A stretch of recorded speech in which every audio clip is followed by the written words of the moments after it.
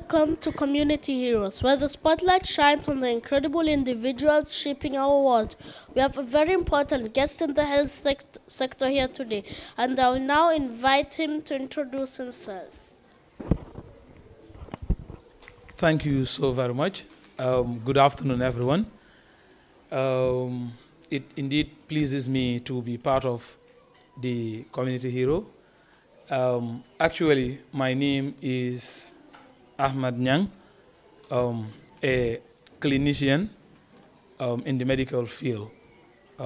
I'm also obliged to be part of the group and then to also share some individual experiences with the class, and then that will serve as motivation to some of you who will also want to be part of us. Thank you, Mr. Thank you for introducing yourself. Could I ask you some questions? No problem, you go on. What made you want to become doctor? Thank you so very much. I think what motivated me most to become a doctor is passion, my passion for the field. It is indeed a field that is humble, noble, and a field that serves humanity. And I, as a person that believes is here to serve human and humankind, then I should be part of that group that will be there to serve the human beings. And this was why I took the challenge to become one of them, to help the sick and suffering, to help people who are most in need. And I think since when I got into the group, I felt elated. I am always happy to be part of it. I think what I enjoy most is being at the hospital. I enjoy being at the hospital most than even at home. Yeah, that is the passion one has if you are with the group. Okay, now, what's the coolest thing about being a doctor?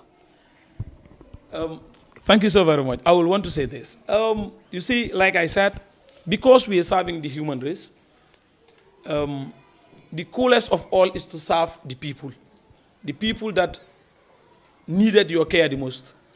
We call it holistic care in medicine. Holistic here means you care for people not considering who they are, not considering their age, not considering their gender, not considering their tribe or their ethnic, not considering their religion. All you consider that person being is human. Who is this person I am dealing with is the human. And that coolest part of serving the human is what every other personnel or in the medical field is intrigued with. You always want to serve humanity. You always want to serve the people that you are there for, the people that are struggling, the people that need you the most. Nowadays, we even change our word from patient to client. You know, patient is someone who is sick and they wanted treatment. But then a client is someone who came purposely to get what he or she needs. So mostly if they are coming, they come to bargain.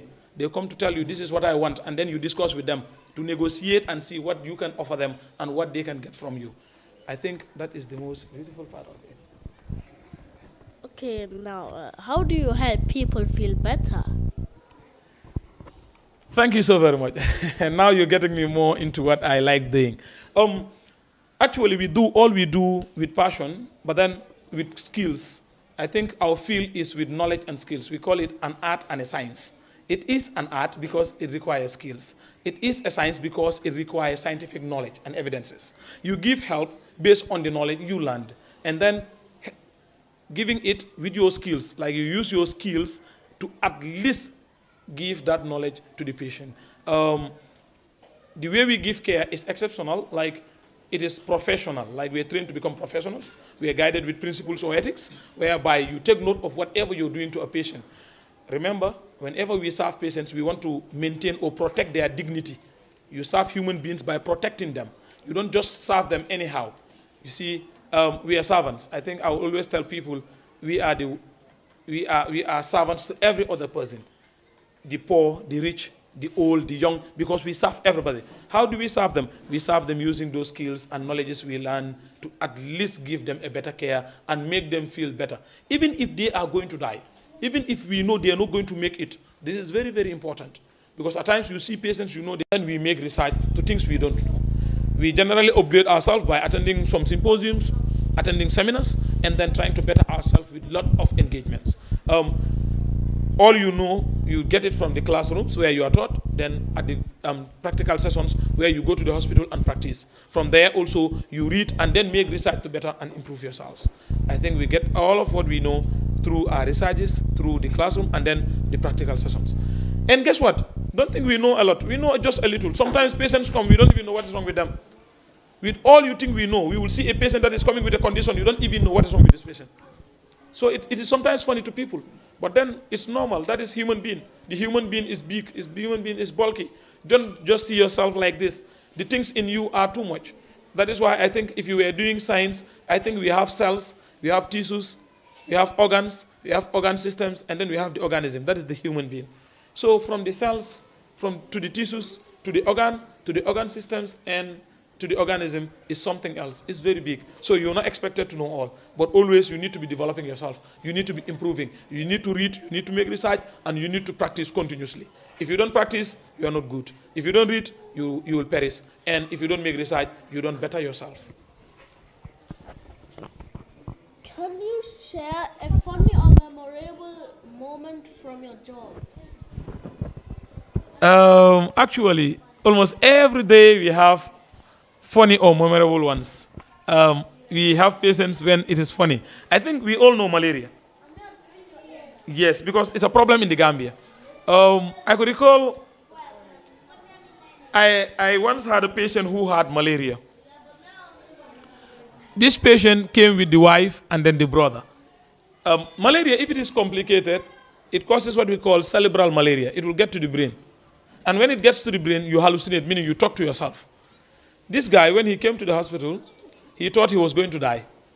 So he called me aside, not knowing that the brother was standing. He said to me, please, what I am saying, I don't want my brother to hear. When the brother was standing. It's indeed funny. You will hear him say things when the brother was standing. He said to me, please, my phone, when I die, give it to my wife, not my brother.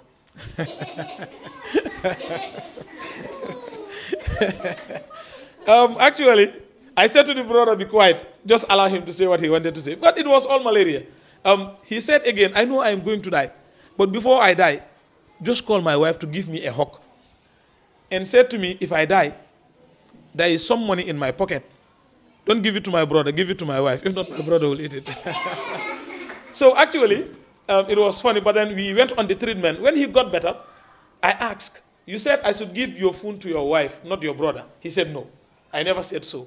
So come on, like the phone there, he's denying what he said, make the work just interesting. Like you see a whole big person crying, and then sometimes we'll jump, do actions. You end up laughing because you're helping them because it gets to the brain. But actually, it is interesting.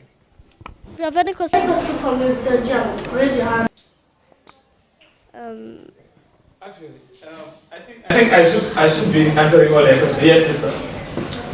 What causes back pain? What causes back pain? A very good question. Actually, there are a lot of causes for back pain. Sometimes it's postural. That is either the way you sit, the way you lie, or sometimes when you lift heavy. It will deform the spine, and then that could lead to back pain. And we have some other forms of, or some other type of pains that is musculoskeletal. Yes. No, just ask one. We get to go. When you are sick, who will cure you? Me. Okay, that's a very good question. You see, and people even believe doctors don't get sick. Mind me, we get sick. Sometimes I get sick and then I will seek for help. Our fellows or our friends will cure us or treat us. We also seek treatment from our people. Yes? Why am I a doctor? Because I love to serve human beings. I want to serve the human race. I want to see people who are disturbed, people who are sick, and then I help them get better. How do you become Actually, after my grade 12, I have to apply at the university, at the School of Medicine, learn through the course, and then from there you are certified. Is a doctor being fun? Is a doctor being? Is a doctor's job? Is doctor's job fun? Yes. If you love the job, it is with fun. Because you are dealing with different human beings. Through interacting with them is actually fun. There is someone there behind that hat. Why people dream about being a doctor? Actually, it's individual choices. This dream comes, that is, to some, since when they were young. But to some, it is through their friends, like they are motivated. Like your friend will tell you, being a doctor is the best work you will have, and you will want to become one. But in me, it was a passion since I was young. Have you ever cured? Yes, I did. I did cure my wife. Actually, I am my family doctor. My family, whoever is sick, I try to take care of them. Who hired you to be a doctor? No, it's not hired. After your studies, the government will give you an exams for your license. If you pass, then you are employed. Yes. No, I think this one want to ask. Okay. Have you ever cured? Have I ever cured myself? Actually, if I have mild conditions, that is not worse or serious, then I try to take medications myself. But anytime when it is serious, I have to see another person. Yes.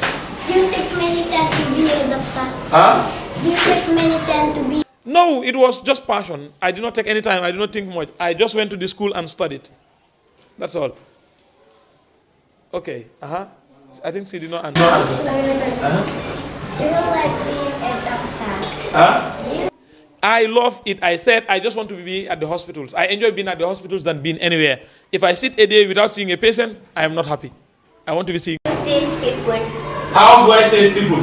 With the skills I am taught and then the knowledge I learn. We use the skills and the knowledge. That's all we have today. I'm Milo and we'll see you on the next episode.